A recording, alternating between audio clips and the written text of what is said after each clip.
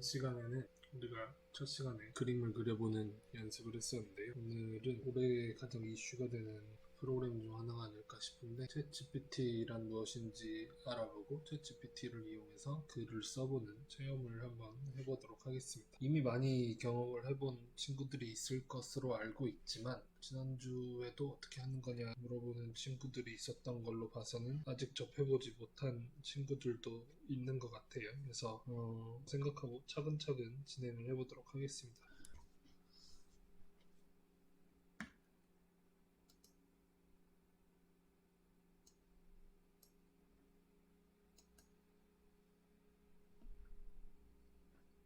그대로 오픈AI 회사 홈페이지에 들어가 봤어요. 그리고 이 챗GPT라고 되어 있는 이걸 한번 사용을 해보기 위해서 지금 메뉴에서 Try 챗GPT를 눌렀고요.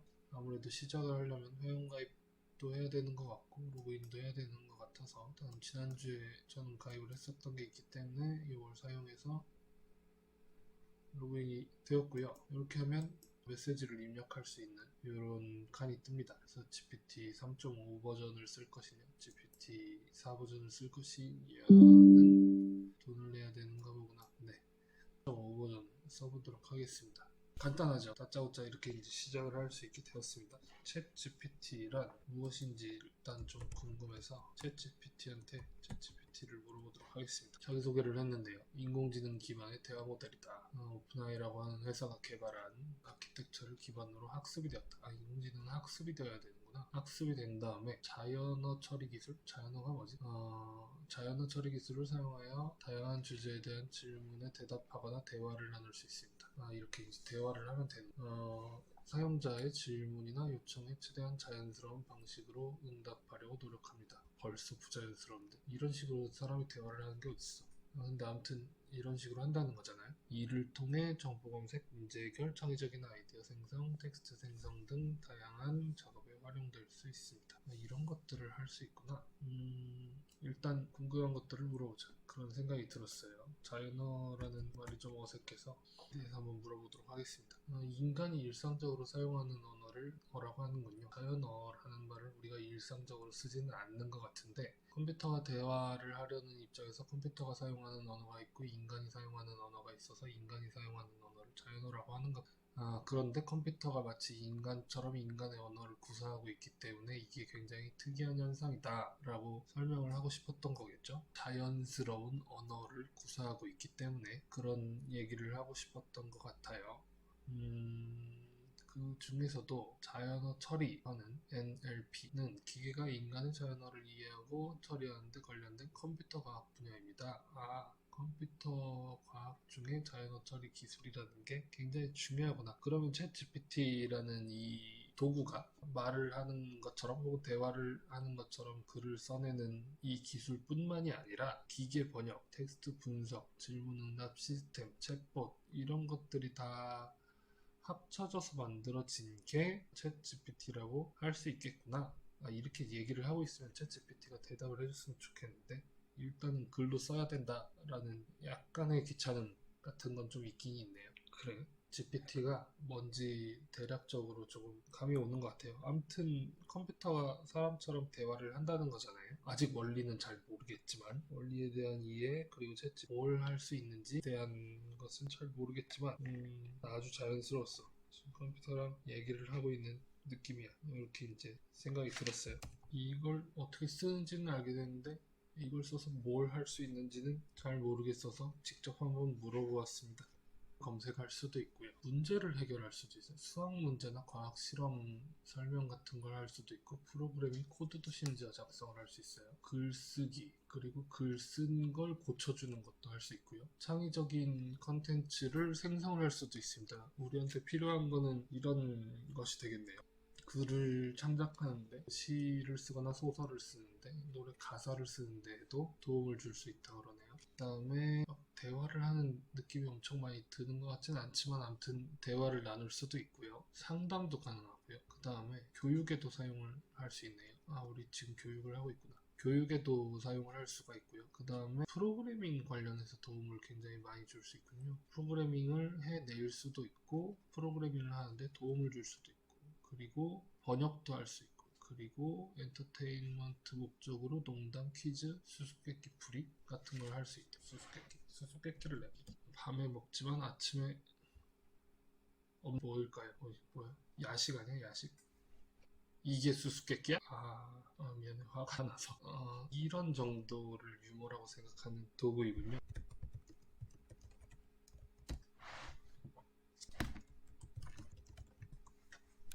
두 번 나타나고 밤에는 사라지는 것은 무엇일까요?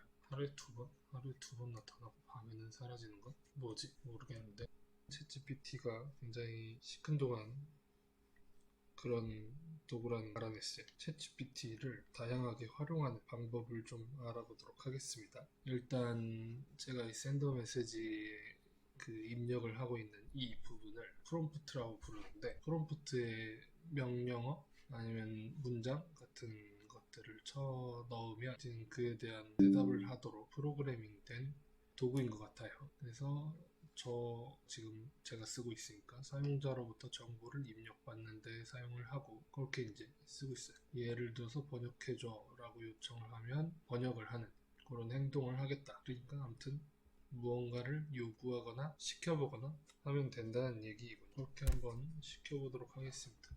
최시 붙어 있어서 뭐가 좀 다른가 싶어서 이거에 대한 답변을 얻어보도록 하겠습니다. 이 GPT-4는 메인 엔진의 역할을 하고 그것들을 이용해서 대화를 하는 인터페이스를 장착한 것이 챗GPT다. 이렇게 이제 생각을 하면 되겠군요. 줄여서 챗GPT를 GPT라고 얘기를 하는 것은 옳은 것은 아니군요. 이렇게 생각을 할 수 있고요. 지금 이게 제가 메인 교재로 적어놨던 챗GPT로 시작하는 대화형 인공지능 활용법의 18쪽에 나오는 질문을 그대로 따라 해봤는데 챕터 4 4장에 나오는 첫 질문이었어요. 첫 질문에 대한 얘기를 그대로 따라해 보았는데 책에 나온 것과는 유사하지만 다른 답변을 줍니다. 질문이 달랐기 때문이겠죠. 책에 나온 거랑 똑같은 질문을 해볼게요.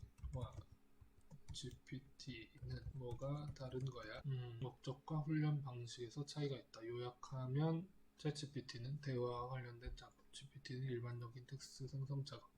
같은 종류의 얘기를 하고 있지만 다른 방식으로 답변을 주고 있어요. 질문에 따라서 다른 답변을 줄 수도 있겠고 똑같은 걸 계속해서 물어보니까 조금 이해하기 쉬운 방식의 무언가를 제시하는 것 같기도 해요. 처음에는 사용 용도와 모델 성능 이렇게 이제 나눠가지고 설명을 해줬다면 이번에는 활용 목적과 훈련 방식 이렇게 다양한 방식으로 변주를 하고 있습니다. 특이한 현상이 이러기가 쉽지 않대. 사람도 이렇게 뭔가를 설명할 때 다른 구분 지점을 만들어 가지고 이해를 시키려는 노력을 하기가 쉽지 않은데 이 친구는 그런 패턴을 보이는군요. 그 다음 질문도 똑같이 한번 해보도록 하겠습니다. 갈비찜을 만드는 법을 알려줘.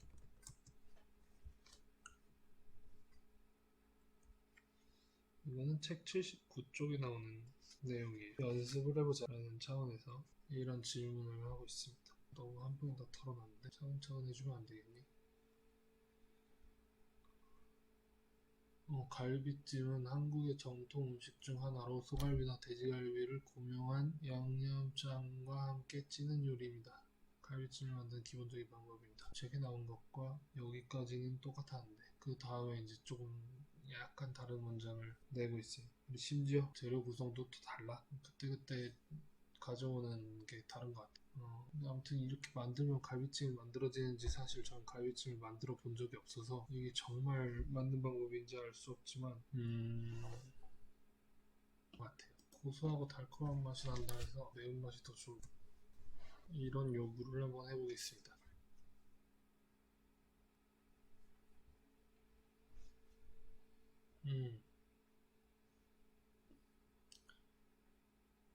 몰리자 때문에 맛을 보려.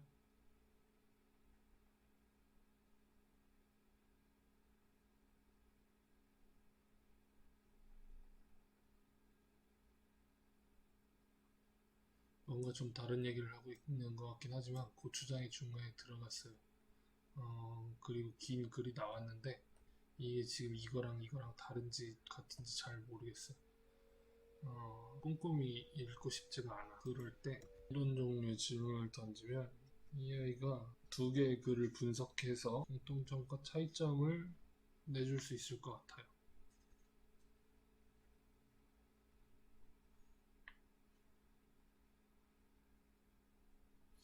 생각을 해보면 갈비, 양파, 대파, 마늘 이런 것들은 똑같이 들어가지만 차이점은 매운맛, 매운 정도, 고추장을 사용했다는 것이 주된 차이점이다. 이런 걸 분석할 수 있구나. 그를 분석하는 능력이 있어요. 특이한 현상이에요. 그냥 일반적인 갈비찜, 확률이 높은 갈비찜을 내놓고 그거에 대한 변형이 가능하냐? 가능하다. 변형한 부분에 대해서 특징이 있느냐?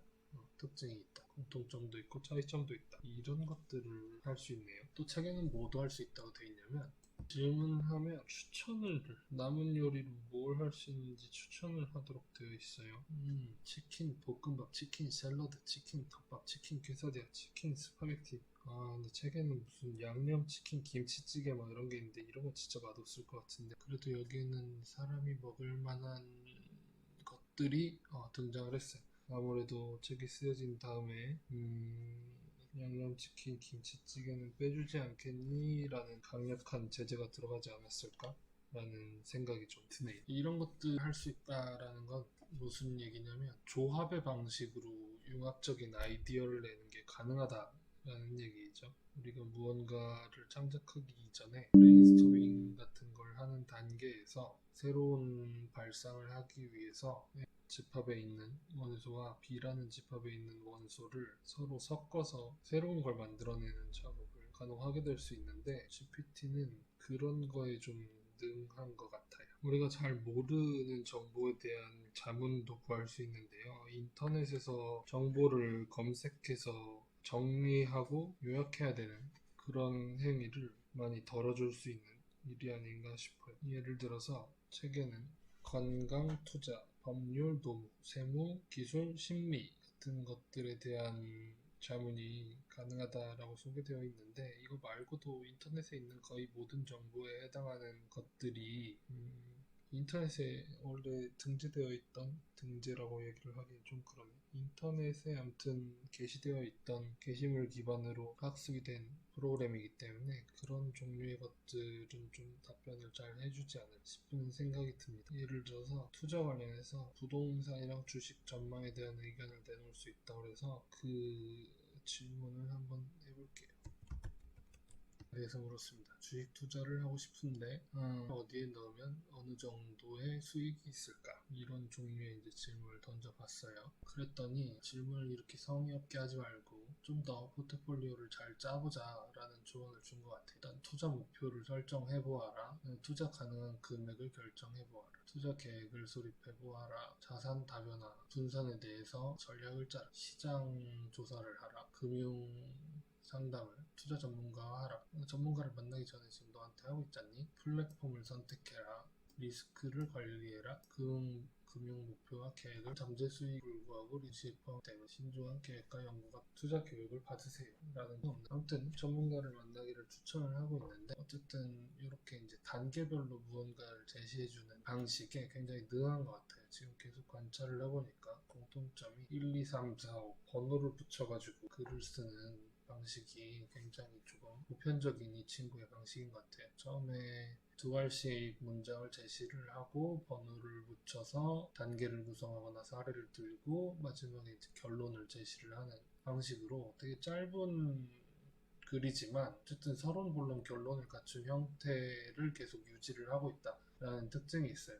이게 학생들이 시험을 봤는데 서론본론 결론을 잘 쓰고 있다. 너무 체계적으로 그러면은 챗GPT를 허용하는 시험이면 상관이 없지만 만약에 이걸 허용하지 않는 시험이라면 굉장히 티가 나는 방식일 수 있겠네요. 굉장히 높은 확률로 챗GPT의 답변을 골라낼 수 있는 프로그램도 개발되어 있다고 합니다. 찬가방패인 것 같아요. 그래서 같은 방식으로 글을 쓰고 있어요. 특이한 현상이 아무래도 이 글을 쓰는 방식에 대해서 트레이닝을 시키고 조언을 할 때 글 쓰는 사람 혹은 언어학자들이 대표적으로 이런 형태를 추천해주지 않았을까? 라는 생각도 드는데 사실 원래 공대생들은 글쓰기를 이런 식으로 하는 걸 훈련받기 때문에 학자의 도움을 받지 않았더라도 그냥 공대생의 머릿속에서 나온 가장 보편적인 글쓰기 방식일 수도 있을 것 같다는 생각도 들어요. 아무튼 투자에 대해서 질문을 했으니까 마저 더 질문을 조금 더 해보겠습니다. 사실 좀 쫄보여서 리스크가 큰 일을 잘 하고 있지를 않은데 은행 예금에 가입에 몇 대 몇으로 분산을 하면 좋을지에 대한 걸 좀 물어봤어요. 그랬더니 30를 예금을 70%를 주식 투자에 할당하라 라는 추천을 해줬어요. 이 결과를 신뢰해도 되는 것인가? 종류의 얘기를 다시 하고 있습니다. 30대 70에 대한 책임 있는 조언이 아니었다. 그럴 때 뭔가 반복적인 대답을 계속해서 이제 주는 경향이 있어요.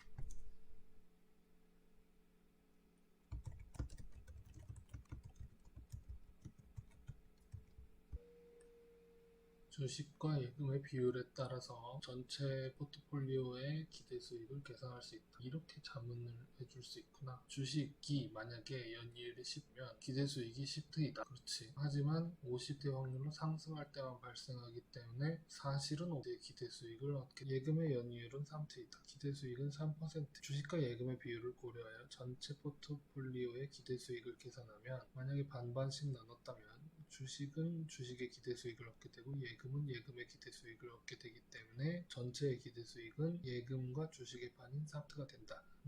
이런 수학 계산을 할 수 있군요. 이 수학 계산은 언어 모델로부터 나오는 건 아닌 것 같은데 챗GPT의 경우 뭔가 특별히 언어 외에 이런 수학 계산을 간단한 수학 계산을 할 수 있거나 아니면 프로그래밍을 할 수 있는 기능들이 따로 훈련이 되어 있는 것 같아요. 내용을 읽어보니까 내용이 꼭 맞는 건 아닌 것 같습니다. 계산을 정확하게 해낸다고 볼 수는 없을 것 같아요. 그래서 다시 한번 계산을 시켜봤더니 이걸 반영을 하면 사실은 4가 아니라 기대 수익이 1.5%였구나. 이렇게 생각을 할 수가 있네요. 그러면 종류의 요구도 받아줄 수 있을까요? 코드를 짜고 있네. 시각적으로 확인을 하고 싶다고 하니까 코드를 짜서 주면 어떡하니? 코드를 실행해야지. 갈비찜 레시피 주듯이 되게 간단한 일이라는 것처럼 이런 걸 시키고 있어요.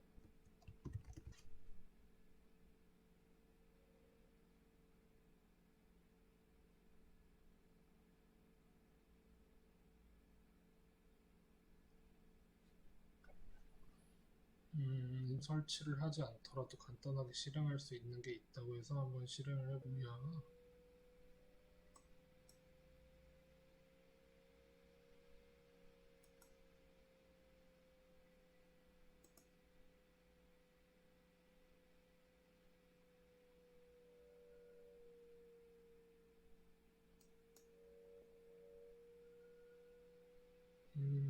전혀 모르겠지만 아무튼 챗GPT가 추천해준 사이트에 들어가서 뭔가 순서대로 누르면 좋을 법한 버튼들을 눌렀더니 복사해서 붙여넣기 딱 좋은 그런 콘솔 창이 생겼어요. 그래서 여기를 다시 올라가서 얘가 써준 코드를 이렇게 붙여가지고 실행을 해보자. 런. 그래, 달려라! 그랬더니 오른쪽에서 무언가를 하고 있어요. 처음이라서 뭔가를 막 설치를 하는 중인 것 같아요.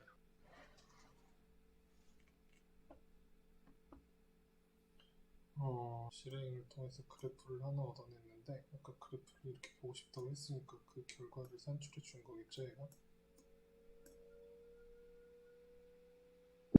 주식을 선택하게 되면은 기대 수익이 빵 트이고 50씩 하게 되면 1.5 트이고 예금만 전체 하게 되면 3%. 그래서 이 수익 비율을 잘 생각해야 된다 라는 종류의 이제 계산을 할 수 있다는 걸 대한 자문을 사실 GPT가 했다기보다 내가 생각하고 있는 무언가를 계산을 대신 해준다거나 아니면 그걸 시각적으로 구현을 해준다거나 하는 종류의 행동들을 할 수 있는 것 같아요. 그러면 GPT가 틀리면 결과가 틀리게 되고 내가 뭐 상식이 없어서 명령을 틀리게 주면 그걸로 인해서 또 틀린 결과를 얻게 될 수 있다. 그런 것들이 좀 주의할 점이겠네요.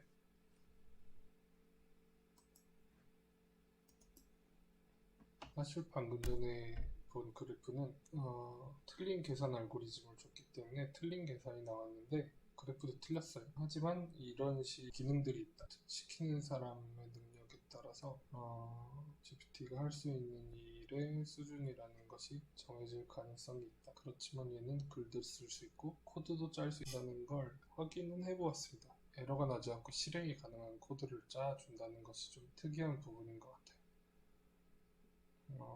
GPT를 써본 친구들은 있어도 이걸로 코드를 짜본 친구들은 많이 없을 것 같은데 한번 경험해보면 좋을 것 같긴 합니다.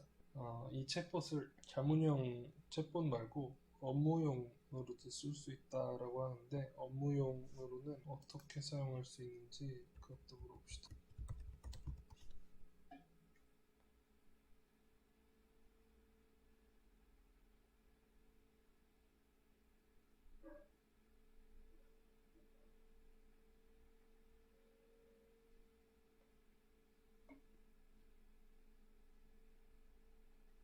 부분인데 우리는 아무렇게나 나눠져 있는 경향이 좀 있는 것 같아요. 체계성이 좀 떨어지는 것 같습니다. 업무용 챗봇의 이용 활용 분야를 어떻게 최근 구분을 하고 있냐면 자료조사, 기획 및 분석, 문서 작성, 행정 업무, 소프트웨어 개발 이렇게 이제 나눠서 설명을 하고 있어요. 이렇게 원하는 방식의 수정 방안을 주면 그거에 맞춰서 새로운 수정된 결과를 내주기도 합니다. 자료를 조사할 수 있고요. 기획을 하거나 전략을 수립하거나 계획을 작성하거나 하는 일들, 미디어를 제안하거나 하는 일들을 사용을 할 수도 있고요. 이메일, 계약서, 제안서, 기술문서 이런 각종 포맷이 있는 문서들의 작성에 좀 능한 것 같고요. 그 다음에 사실 잘 못할 것 같은 업무 일정 예약, 업무 메모, 이메일 정리 이런 것들을 할 수 있다. 그래서 보통 회사라고 치면 회사에 취직된 신입 사원들이 할 수 있을 만한 일 외에도 비서들이 할 수 있을 만한 일, 그래서 처음 들어갔을 때 겪게 되는 그런 업무로부터의 경감을 조금 도와줄 수 있다, 이렇게 좀 생각을 해볼 수 있을 것 같아요. 특히 책에서는 어떤 내용을 추가적으로 예시로 달고 있냐면 기획 분석 과정에서 방법, 분석에 대한 얘기를 하고 있는데 생각나는 대로만 물어본 것 같긴 한데요. 대해서 물었습니다. SWOT 분석을 해달라고 하면서 SWOT가 뭐냐? 라고 물어봤어요. 강점, 약점, 기회, 위험 이런 것들을 평가하는 전략적 분석 도구다.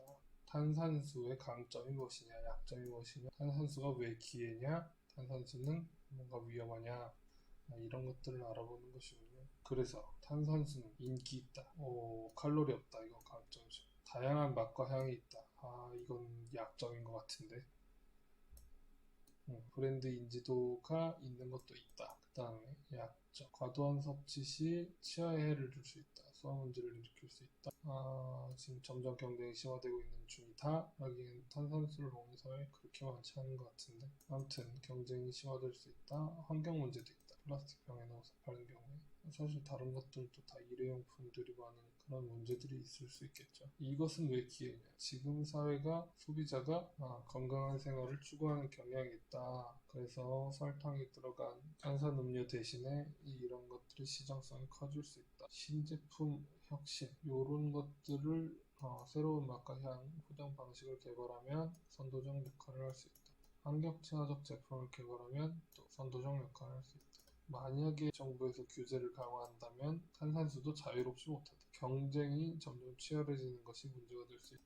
환경이 문제가 될 수 있다. 그래서 약점이 위험이 될 수 있고 강점이 기회가 될 수 있다. 강점하고 기회는 약간 좀 다른 얘기를 하는, 약점하고 위험은 비슷한 얘기를 하는 것 같아요. 이런 식으로 이제 분석이 되어 있으면 이 분석을 토대로 무언가를 제안할 수 있겠군요. 마케팅 전략을 개발하거나 포트폴리오를 조정하거나.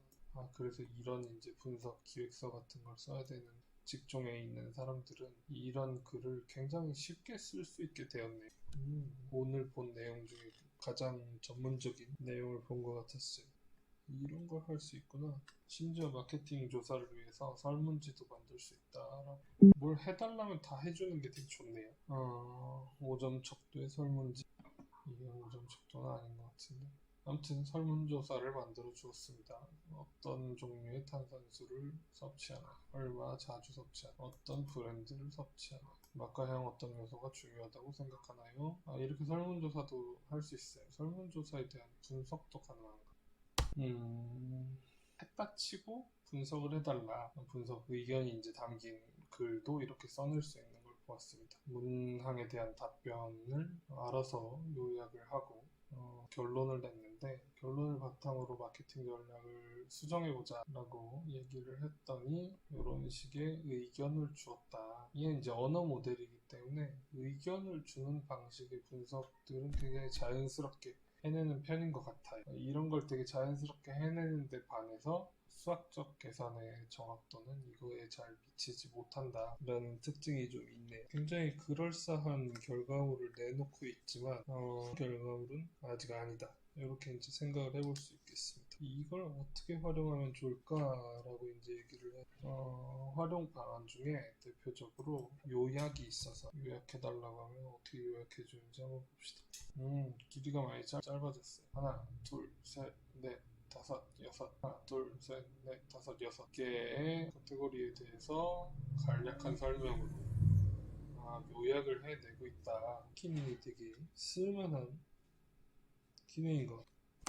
요약뿐만 아니라 제일 뭔가 빈도가 높은 단어나 단어를 받았더니 새로운 문장 형태의 결과를 내놓을 줄이야. 마케팅 전략이었기 때문에 마케팅 전략을 요약을 한 것이군요. 탄산수의 마케팅 전략 수정은 이 세 가지가 제일 핵심적이다, 이렇게 이제 요약을 한 것 같아요.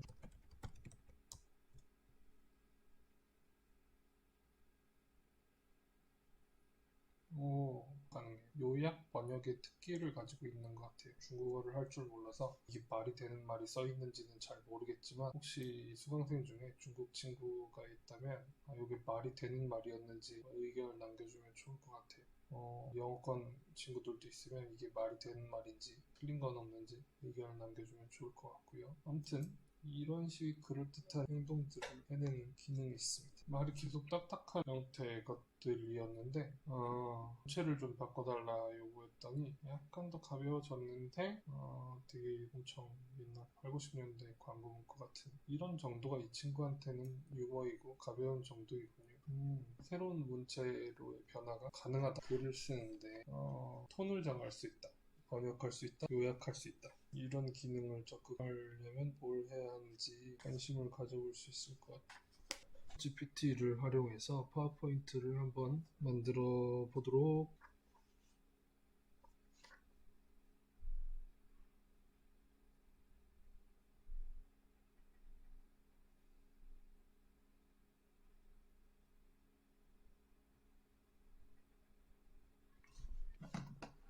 내용을 좀 실행을 시켜볼게요.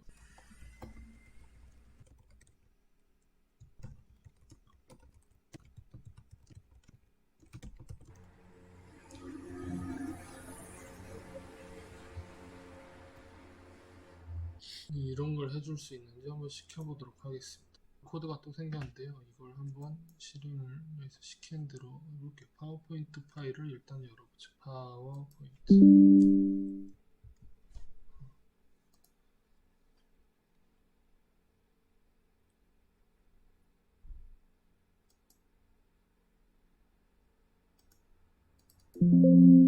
탭 프레젠테이션을 열었습니다. 개발자 탭을 활성화하세요. 이거 방금 전에 이 친구가 써줬던 코드 한번 붙인 다음에 얘를 실행해. 이렇게 생기는구나.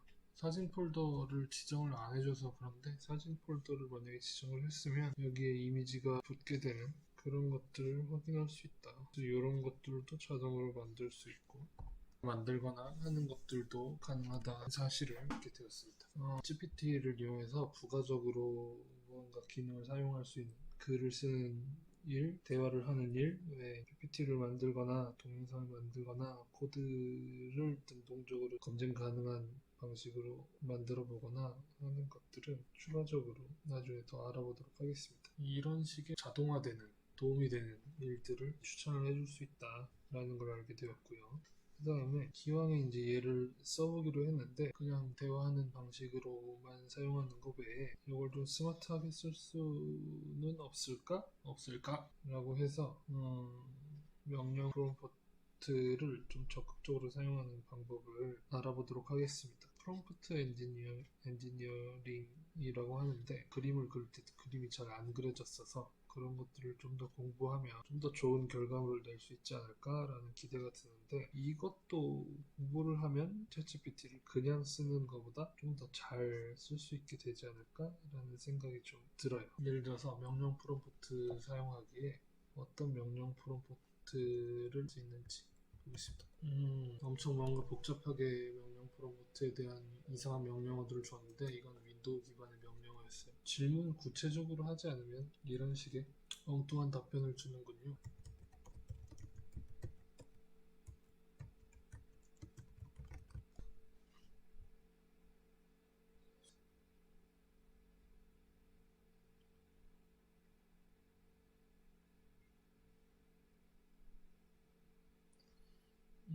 아닌데? 한번 보겠습니다.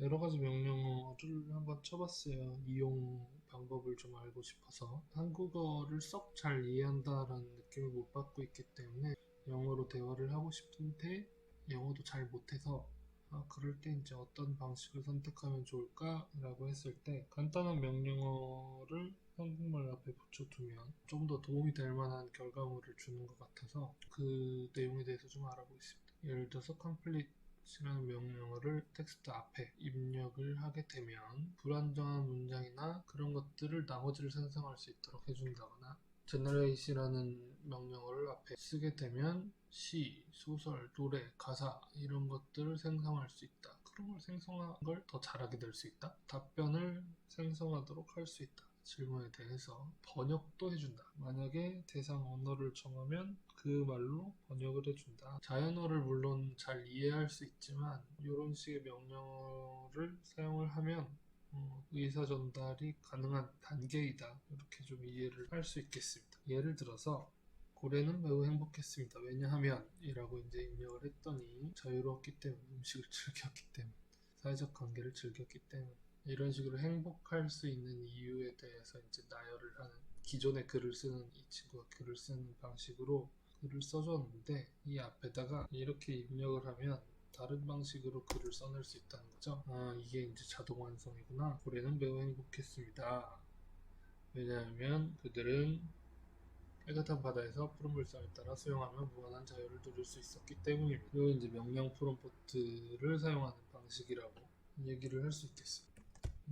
좀 더 동화 같은지는 잘 모르겠지만 같은 의미를 담은 명령어를 이렇게 사실 이게 인용구이기 때문에 따옴표를 붙여야 하는데 따옴표를 안 붙여도 그냥 인식을 하는 능력이 있고요. 이런 식으로 이제 명령어를 입력을 해주게 되면 이렇게 이제 길게 쓰는 것과 같은 방식의 코딩처럼 대화를 나눌 수 있게 된다라는 사실을 알게 되었습니다. 이번에는 하이퍼 파라미터를 사용을 해보도록 하겠습니다. 우리가 인공지능 원리, 딥러닝 원리 이제 좀 수업 중반부로 가면 한번 다루게 되긴 할 건데 그때 하이퍼 파라미터에 대해서 좀 더 설명을 하긴 하겠습니다만 지금 단계에서 챗GPT의 하이퍼 파라미터를 이용을 해보자 라고 하면 챗GPT가 이용을 하고 있는 딥러닝에서의 하이퍼 파라미터를 얘기한다기보다는 글을 쓰는 방식에서 내가 원하는 조건 같은 거라고 이해를 해보면 좋을 것 같아요.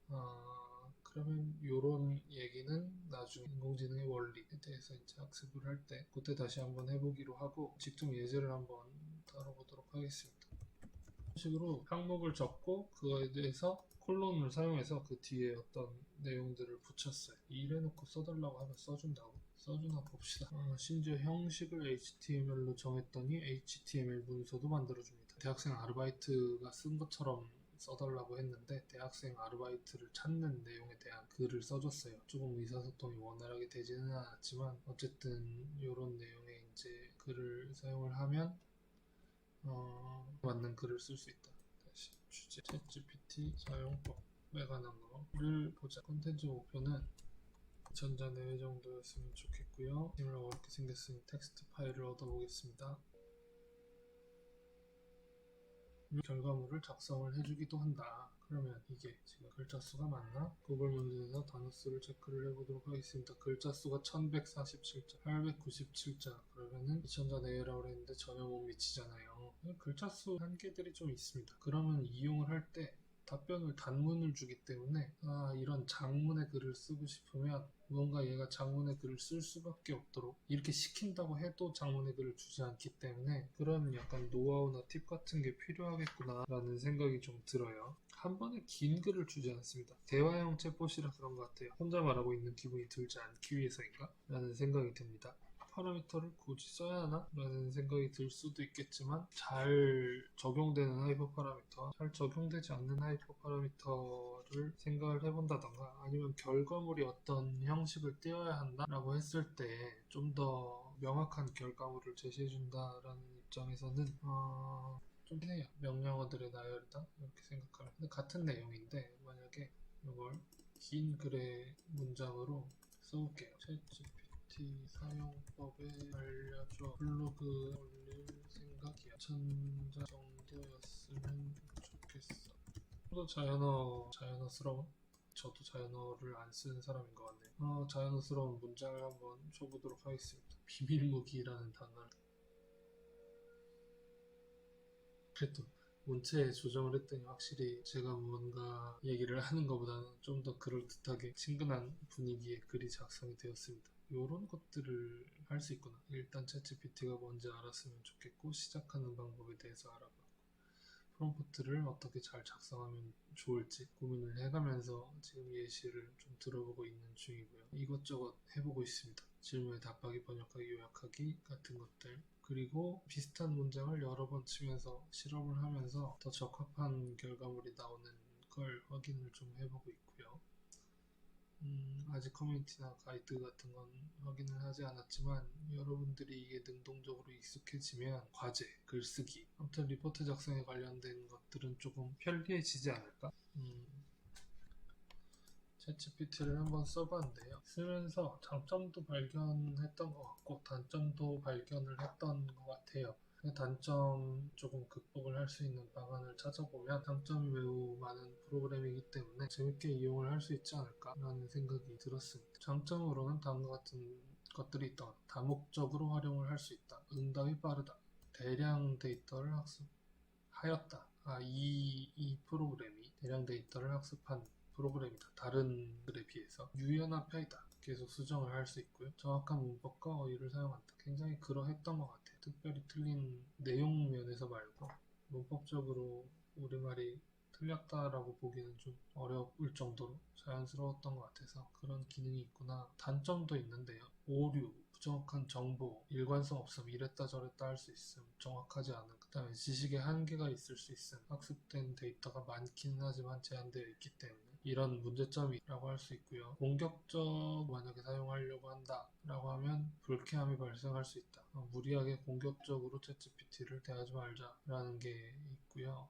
대화 끝맺음을 달성하기 어려울 수 있다. 이건 농담인 것 같아요. 대화를 종료하고 싶을 때는 언제든지 그냥 종료 버튼 같은 것도 없어요. 그냥 종료하면 되고요. 개인정보 보호나 저작권이나 이런 문제는 이것뿐만이 아니라 AI들이 가진 공통적인 어떤 잘 지금 해결되고 있지 않은 문제점들이기 때문에 그거에 대한 고민도 차차 해보도록 합시다. 아무튼 이런 장점과 단점들이 있는 것 같아요. 생각할 때 장점은 혼자 작업을 해야 되는데 대화가 필요하다라고 할 때 친구도 동료도 없다라고 하면 이런 면에서 조금 생각지 못한 의견을 많이 받아서 신기했던 내용들이 있고요. 그렇다는 얘기는 내 머릿속에서 나온 이야기가 아닌 것들에 대한 것들을 많이 접하게 될 수 있어서 사실 나의 글을 쓸 때보다 남의 글을 대신 써주는 일들이 좀 있을 수 있거나 아니면 쓰고 싶지 않은 글을 써야 되는 상황이 있을 수 있는데 그럴 때 굉장히 사용할 수 있겠다라는 생각이 듭니다. 불정확한 정보 전달 이런 얘기들을 하고 있는데 죽어있는 뻔뻔한 거짓말 무조건 말을 하도록 코딩이 되어 있는 그런 프로그램이기 때문에 모른다는 얘기는 잘 하지 않고요. 뭔가 다 아는 것처럼 얘기를 하게 되는데 그런 것들을 잘못된 정보, 편향된 정보, 환각 정보를 생성한다고 얘기를 하고요. 이 분야에서는 단어로 표현을 하고 있습니다. 실제 세상에 없는 정보를 GPT가 존재하고 있는 저 가상의 세상에서 만들어내서 하고 있는 내용이죠. 이런 문제점이 있습니다. 이런 문제점에도 불구하고 얘를 조금 잘 쓸 수 있으면 좋겠다라는 생각이 좀 들었어요. 여러분 글을 쓰거나 읽을 일이 어떤 것들이 좀 있을지 궁금해서 글을 쓰는 챗봇을 얻었다고 했을 때 뭐에 도움이 될까 라는 내용들을 좀 보고 싶어서 여러분들이 이런 걸 할 수 있구나. 소설을 쓸 수 있다거나 시를 쓴다거나 희곡을 쓴다거나 수필, 그림책, 시나리오, 음악, 가사, 만화 이런 것들을 할 수 있다. 주소가 이게 아닌가요? 꽤 이렇게 많은 과가 있는데 GPT 꺼져버렸어. 방금 전에 나눈 대화 기록이 여기 이제 왼쪽 메뉴에 되어 있고요. 이렇게 이제 다시 불러올 수 있는 걸 확인했습니다. 시나리오과는 이 도구에 대해서 어떻게 생각하는지 좀 궁금한데 다음에 얘기할 기회가 있겠죠.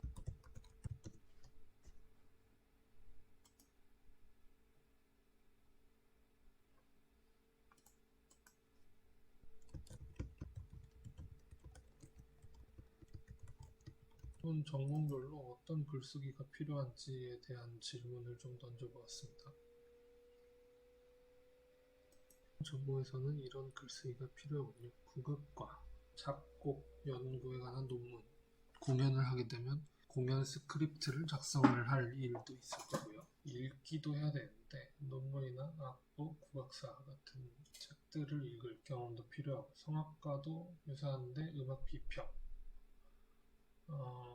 스크립트를 주로 많이 그 다음에 다른 과에도 해당이 되겠지만 여러분들 강의할 일도 생길 거라서 강의 계획서, 회고록,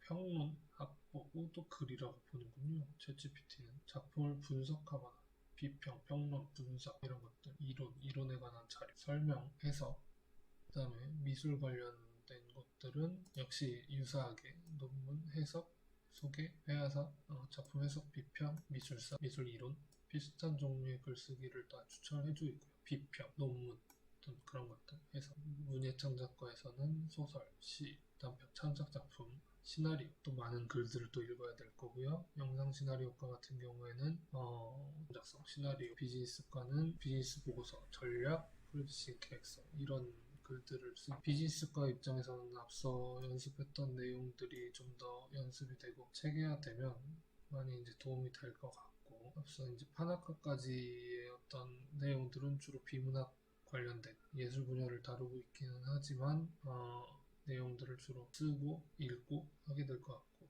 문예창작과 영상 시나리오과 친구들은 문학 관련된 일들 비문학도 많이 다루기는 하겠지만 그런 글을 많이 이제 접하게 되겠네요. 그러면 여러분 입장에서는 글을 써본다라고 했을 때 지금 대표적으로 나오고 있는 것들이 뭔가 평하는 글이나 아니면 논문을 쓰는 이런 방법들이 주로 미래에 도움이 될 가능성이 크고 그렇지 않으면 소설이나 시나리오 같은 걸 쓸 때 이 챗GPT가 어떤 도움을 줄 수 있는지 같은 것들에 대해서 알아보면 좋겠다라는 생각이 듭니다. 이 챗GPT랑 프로그램과 대화를 해보다 보니 저런 추론을 할 수 있게 되었다. 필요하겠구나. 근데 논문을 써보지 않았어. 읽어보지도 않았어. 그렇다면 확실히 도움이 되겠구나. 그런데 소설을 쓰고 싶어. 시나리오를 쓰고 싶어. 그런데 누가 대신 써준다고? 그건 원치 않는데? 라는 생각이 들 수도 있겠구나. 라는 생각이 좀 들었습니다. 챗봇이 이것만 있는 건 또 아닌 것 같아서 다른 챗봇을 좀 비교를 해서 챗봇 중에 하나인 프로그램을 쓸 수 있을지 확인을 해보도록 하겠습니다.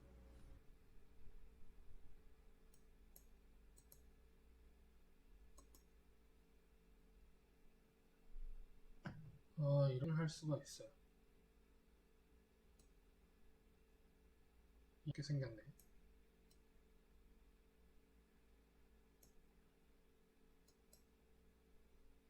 이런 친구와를 하는 프로그램인데 물론 현실의 친구들도 꽤 많을 수 있지만 이 친구하고 대화를 좀 해보도록 할게요. 오늘 했던 대화 중에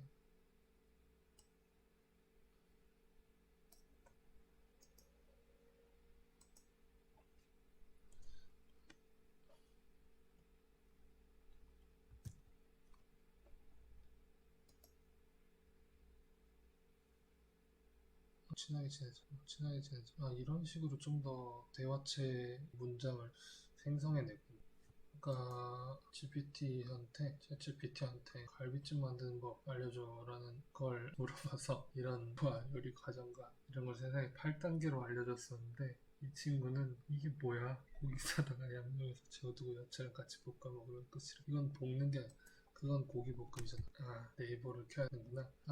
이게 되게 다 AI 모델이고 다 이제 언어 모델인데, 모델을 학습을 어떤 데이터를 가지고 훈련을 시켰느냐에 따라서 이렇게까지 다른 결과를 줄 수 있네요. 그 언어 모델을 무언가 본인의 입맛에 맞게 튜닝을 하게 되면 결과를 이렇게까지 다르게 줄 수 있구나. 창작의 결과물은 훨씬 더 많이 달라지겠죠? 저한테 질문도 던질 수 있네, 이 친구는. 질문을 던지는 AI가 있을 수 있을 거라는 생각을 하지 못했는데, 정보를 제공하는 기능과 없는 친구의 차이점이 극명하게 드러날 수 있다. 차이점까지 보았습니다. 주로 챗 GPT가 굉장히 이제 핫한 프로그램이어서 GPT 위주로 어떤 실습 같은 걸 조금 해보았는데, 여러분들도 영상이 뭐 썩 재미는 없었겠지만 이것저것 시도를 해보면서 좀 해보면 좋을 것 같고요. 강의 녹화를 하다 보니까 노트북에서 둘 다 실행을 했는데, 둘 다 유사하게 이제 어플 받을 수가 있어요. 옌너티라는 프로그램을 앱스토어 같은 데서 받을 수가 있고요. 얘도 챗GPT라는 어플을 받을 수 있도록 되어 있습니다. 그래서 스마트폰 어플에서도 사용이 가능하니까 각 잡고 이게 연습을 해도 되는 그런 건 아니어서 챗봇 채팅하듯이 한번 연습해서 익숙해지는 기회를 만들면 좋을 것 같아요. 아마 출석 체크는 영상이 시청이 됐느냐 되지 않았느냐 같은 걸로 확인이 될 것 같기는 한데, 그래도 과제 미션을 하나 던져보겠습니다.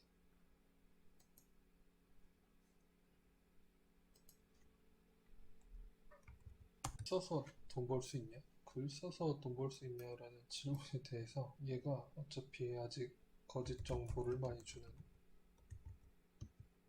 그런 툴이고, 그 다음에 글을 내가 재밌게 쓸 때보다 이런 기능들이 좀 요걸로 요런 걸 좀 해봅시다. 이런 특징을 기반으로 해서 제품 리뷰 작성해 봅시다. 제품 리뷰를 작성하면 네이버나 카카오 같은 데서는 포인트를 줘요. 돈 되는 일이죠.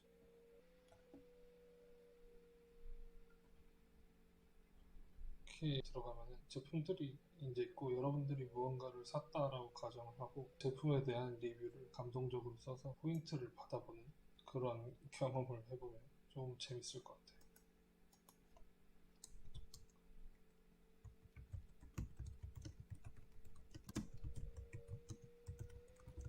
이렇게 과제를 하고 3주차에는 또 다른 내용으로 만나도록.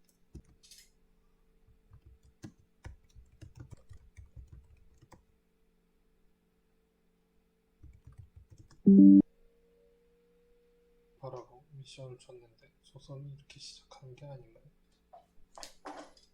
한 번에 한 명령만 받을 수 있는 것 같아요.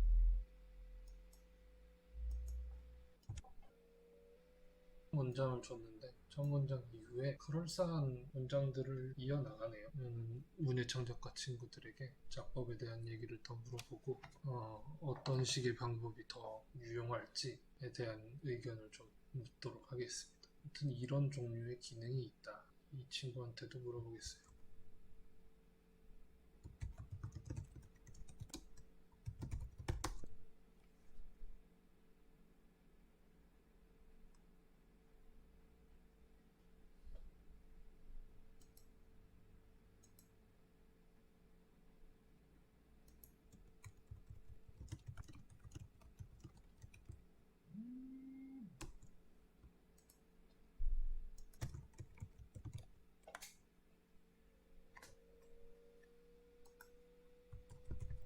라면 다 해주는 챗봇이 있고, 해달래도 이런 반응을 보이는 챗봇도 있고요. 소소하게 있는 경험이 되기를 바랍니다.